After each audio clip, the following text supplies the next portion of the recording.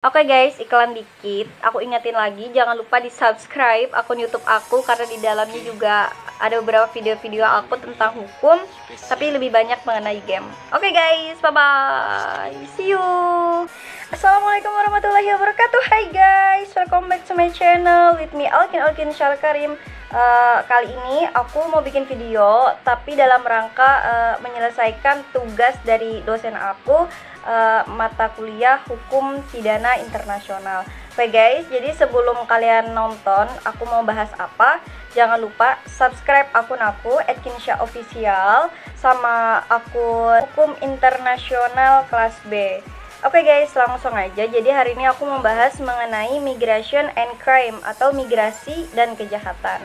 Oke guys, Roberta Belli dan Joshua itu membahas hubungan antara migrasi dan kejahatan itu merupakan isu yang kontroversial yang sudah mendapat banyak perhatian dari akademisi, pakar media, dan politisi. Dalam tulisannya mereka mengkaji apakah dengan adanya migrasi itu menyebabkan peningkatan kejahatan, pelanggaran, viktimisasi, atau keduanya. Banyak orang bermigrasi dengan tujuan untuk melarikan diri dari kondisi kehidupan yang keras, kejahatan perang, dan pelanggaran hak asasi manusia lainnya yang terjadi di negara asalnya. Di lain sisi, misalnya ada sindikat kriminal yang menipu atau menculik individu yang rentan dan mentransfer mereka ke negara tuan rumah untuk bekerja sebagai budak seksual untuk disalahgunakan.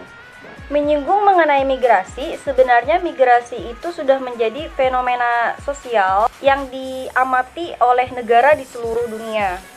Perhatian terhadap hubungan antara migrasi dan kejahatan telah berkembang pesat pada beberapa tahun terakhir. Misalnya, ketika terjadi ledakan ekonomi pada tahun 1950-an di Eropa, beberapa penelitian lintas negara menemukan bahwa negara yang memiliki banyak keragaman yang lebih besar, termasuk etnis, bahasa, agama, memiliki tingkat kejahatan kekerasan yang lebih tinggi dibandingkan negara yang lain.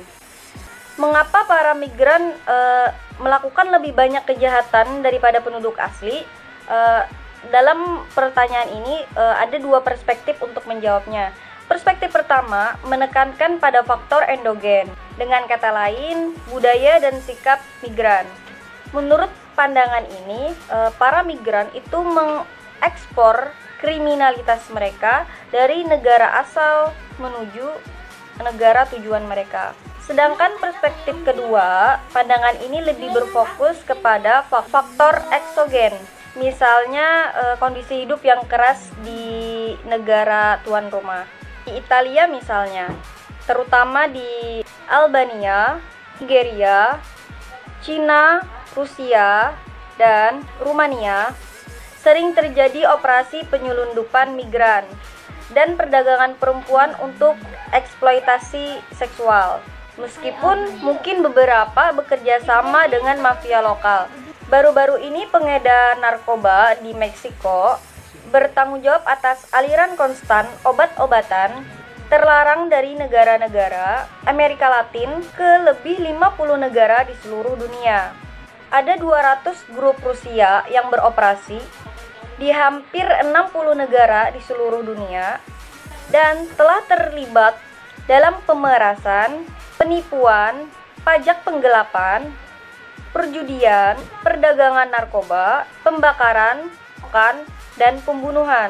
Versi yang lebih ekstrim dari migran-migran yang lain bahwa kelompok migran berimigrasi dengan tujuan untuk merusak tradisi negara tuan rumah dari dalam dan mengganti tradisi ini dengan tradisi nasional mereka sendiri. Dikatakan bahwa beberapa negara atau kelompok, misalnya Al-Qaeda, dikirim untuk menyerang dan menghancurkan negara tuan rumah tertentu dari dalam sistem kepercayaan dan ideologi mereka. Perspektif kedua menentang anggapan bahwa migrasi itu menimbulkan kejahatan. Para migran di sini dipandang bahwa mereka adalah orang yang rentan, kemudian dirusak oleh tatanan budaya dan struktur negara tuan rumah. pengaturan hidup misalnya, kemiskinan, dan peluang hidup yang terhalang, kurangnya organisasi sosial, stigmatisasi minoritas, dan kelompok luar, yang kemudian menjadi faktor migran yang sebelumnya itu tidak terpengaruh terhadap kejahatan, tidak berpeluang untuk melakukan kejahatan, kemudian menjadi pelaku kejahatan karena faktor lingkungan dari negara tuan rumah. Beberapa orang beranggapan bahwa pemerintah itu sudah bersikap tidak adil, memenjarakan migran, melakukan kejahatan yang disebabkan disfungsional struktural negara tuan rumah dan pengaturan budaya. Seperti di Amerika Serikat, mendeportasi migran ilegal setelah menyelesaikan hukuman penjara mereka, kemudian kembali ke negara asalnya. Kadang-kadang orang yang dideportasi ini kemudian membentuk sebuah geng dan melakukan kejahatan yang mereka pelajari di negara tuan rumah. Beberapa orang lain juga beranggapan bahwa migran tidak melakukan kejahatan lebih banyak daripada penduduk asli. Beberapa kriminolog berpendapat bahwa kecenderungan anti-imigrasi ini bisa dijelaskan melalui konteks kriminologi orang lain. Sebuah teori yang dirumuskan oleh Garland, migran itu berbeda dari kita, baik itu dari faktor biologis, budaya, agama, atau ciri-ciri linguistik lain yang mungkin akan mengancam keselamatan dan integritas dari negara kita.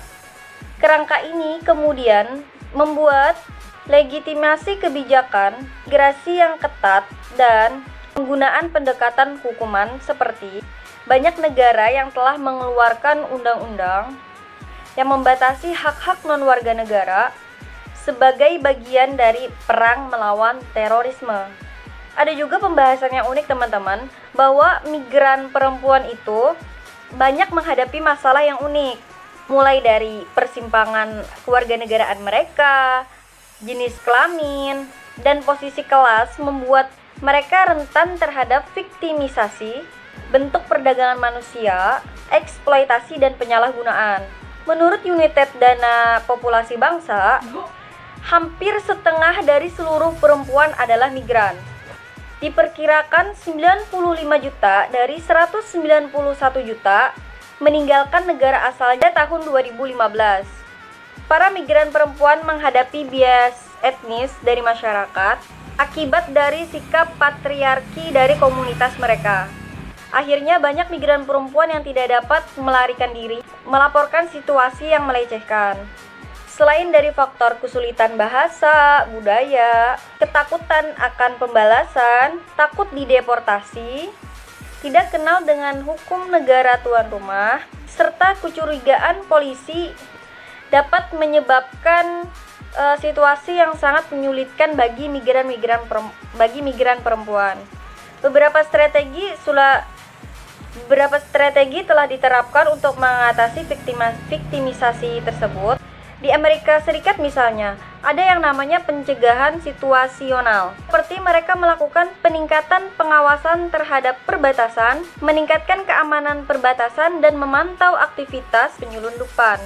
Untuk mencegah peningkatan angka kematian dari migran yang ingin menyeberang secara ilegal dari perbatasan Amerika Serikat sampai kepada Meksiko, strategi pengurangan dampak buruk juga telah diterapkan, termasuk operasi pencarian dan penyelamatan oleh agen patroli perbatasan Amerika Serikat yang dilatih secara khusus dalam teknik penyelamatan nyawa.